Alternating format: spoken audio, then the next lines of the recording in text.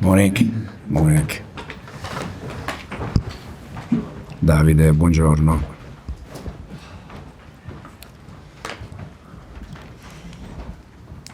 Okay. Good morning, and thank you for joining us. We will take the usual format today, starting with a live section. Gail Davis and Sky Sports News. Away you go, Gail. Morning. Good to see the knitwear's back. Thank you. You're quite autumnal today, haven't you? Yeah.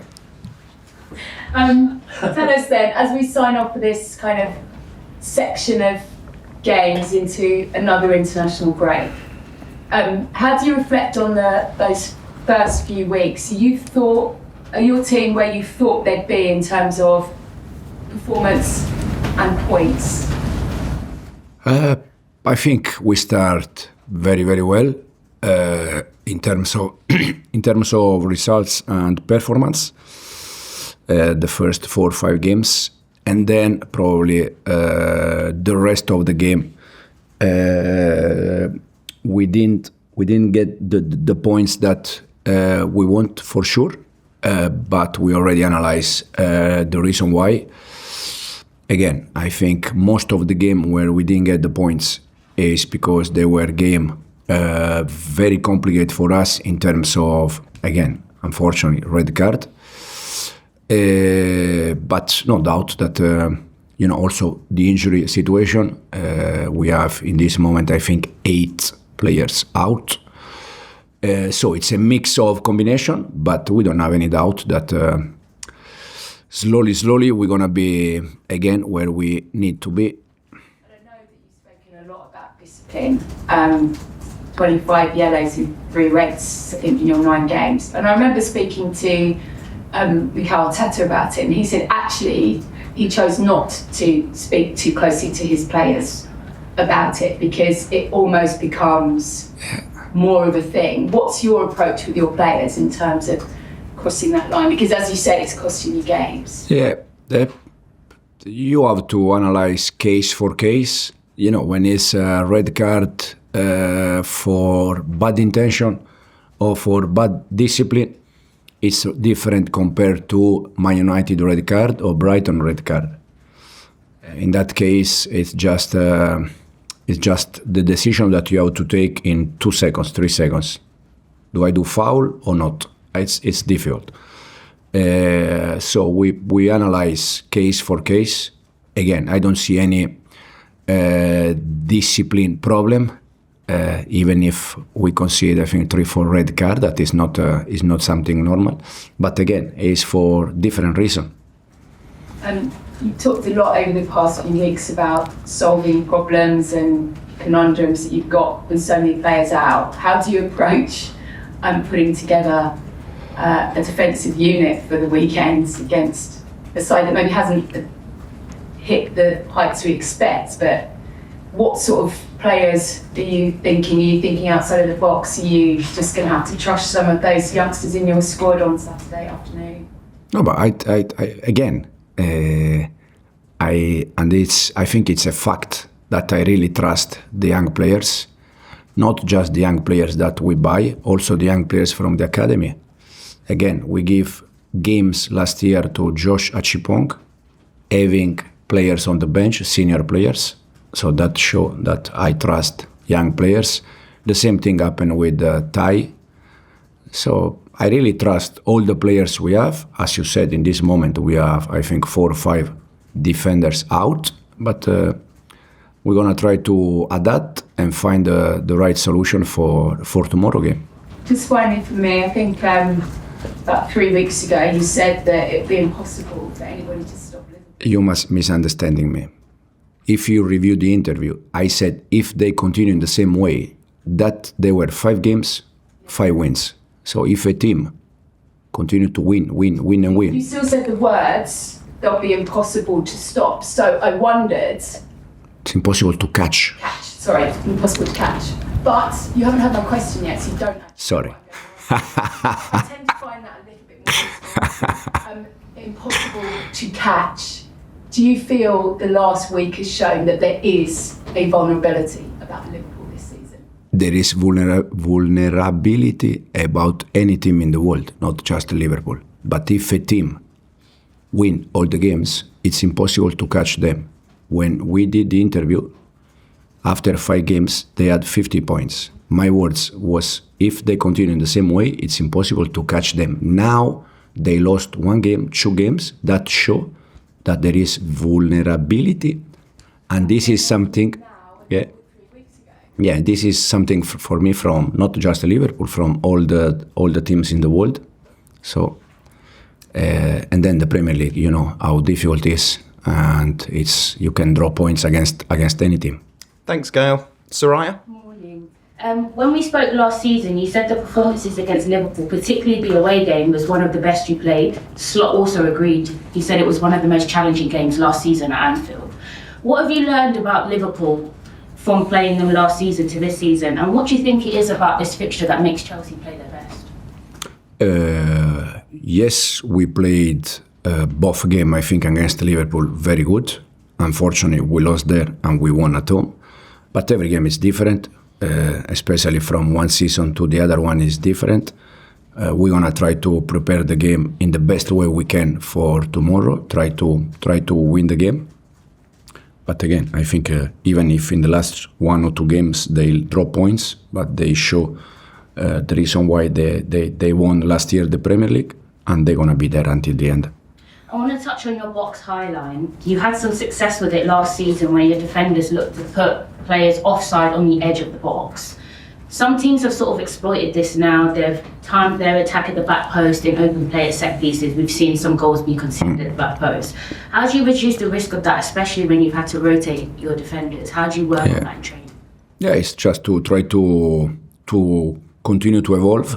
As you said, I think our defensive line was very good last year. I think in terms of goal conceded after Liverpool and Arsenal was Chelsea there, so show that we did something important, but it's not enough. You have always to try to evolve, to try to add things, how we can do better, and now we are trying to do exactly the same.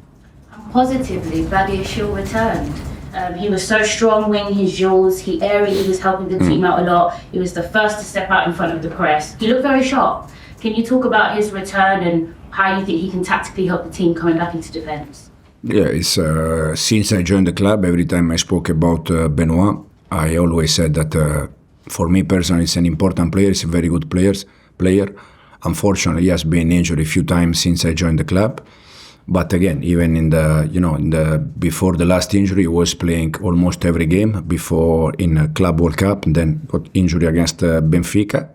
But now he's back. It's good news for us, for the teammates, but especially for him because. When you are out for a long period, it's always a shame. Thanks, Soraya. John? Enzo, with Liverpool, do you think it's a different proposition playing them now than it would have been a couple of weeks ago? When you talk about vulnerabilities, what do you think those vulnerabilities are that we've maybe seen over the last couple of games? I don't think that now it's better to play Liverpool just because they draw points in the last 2 games. It's always a tough game, always a big team. For me personally, the way they are doing this season is, in any case, is fantastic, especially after Jota tragedy. I live exactly the same when I was player 20 years ago. And it's not easy for the players, it's not easy for the club, it's not easy for the manager when you arrive at the training ground and you see every day that place empty. So you have to be very strong, and this is the reason why for me they are doing not good, even better than good, even more, because they are trying to deal with the problem that is not easy.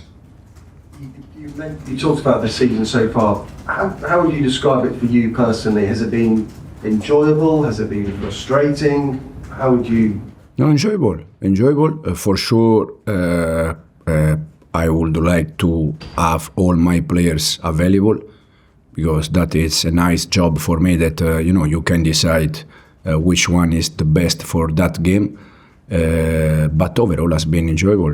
It's normal. I'm not thinking, to be Chelsea manager and always, that everything is in place and everything is working well. You need to adjust things. You need to, as I said, you need to evolve, and I feel good. And just a question on Marc Guiu. Obviously, he was recalled from a loan. He hasn't featured since he came back. So, what is the situation with him? Marc is working well this week. He has worked very, very good, much better compared to the first weeks when he came back.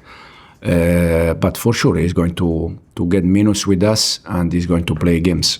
And Esteban, have you considered starting him as a number 10 with Cole Palmer not playing? I think in the past he has said that is possibly his preferred position. We consider all our players to give them minutes and all position, but also I think Esteban reminded me a lot Cole when Cole was with me with under 23 at City, and when he was with us in the first team. I think Cole path has been similar to Esteban path in terms of starting wide as a winger, and then slowly you can move inside. Premier League is completely different compared to the other country in the world. If you want to play in the middle, you need to be prepared, physically prepared. I think Cole now is like that. In the past, he needs to develop that, and I see Esteban exactly in the same way. Thanks, John. Davide? Liverpool, as defending champion, might be the measuring stick for every team. Do you consider them the measuring stick for Chelsea? And at what level do you think you are entering this game? Yeah, I consider them the best team in this moment in England. The reason why is because they show that, and because they won the Premier League. Where we are in this moment, I think we are improving.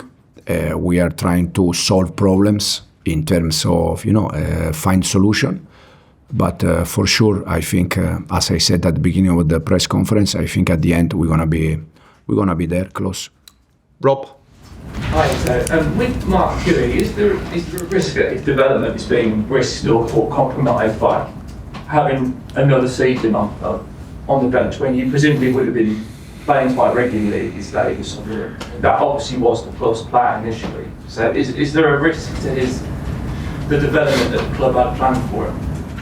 I don't think so. Personally, I don't think so, because he's back with a big club like Chelsea. Again, he's going to get minutes with us, no doubt.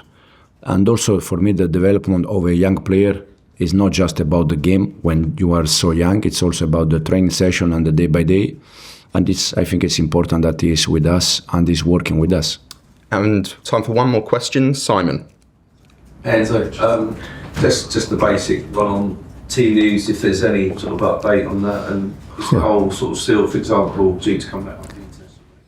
Cole is still out. We have Travis suspended, so we have now to tell all the name is complicated because they are, but we have 8 players out for tomorrow game. Just put it on Cole. Is it still looking like first game back after the international break? I don't have any update at the moment. We have a meeting this week to see how it is, and then we decide. Okay, thanks guys. Cameras off, please.